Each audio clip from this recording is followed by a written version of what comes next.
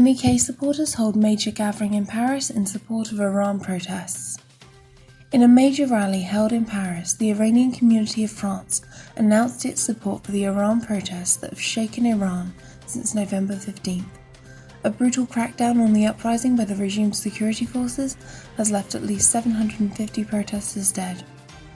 The Esplanade of Human Rights, close to the Palais de Chaillot, where the UN General Assembly adopted the Universal Declaration of Human Rights in 1948, was covered with tricolour Iranian flags and pictures of the martyrs of the uprising.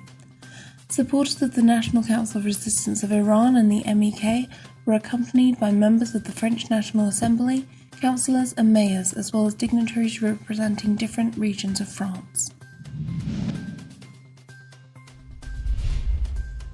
Iran protests. 5 women arrested, a 13-year-old girl killed. 5 women have been arrested in Sajan for participating in the Iran uprising, declared the commander of the state security force in Kerman province. A young woman, 13, was killed in Babahan, Kyrgyzstan province.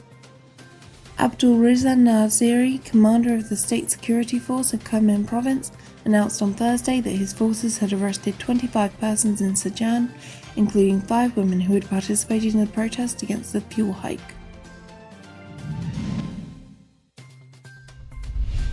Iran minister demands airing forced confessions of protesters.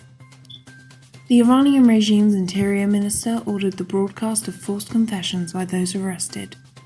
Speaking to the state-run Channel 1 TV on November 26, Interior Minister Abdul Reza Rahmani Fazli insisted that those arrested should confess on TV to what they have done during the protests.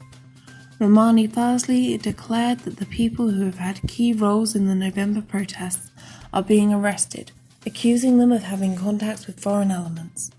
There have been several reports that detained protesters in various prisons are under torture to make false confessions against themselves, including having contacts with sources outside Iran. Tehran's Friday prayer leader demands execution for Iran protesters.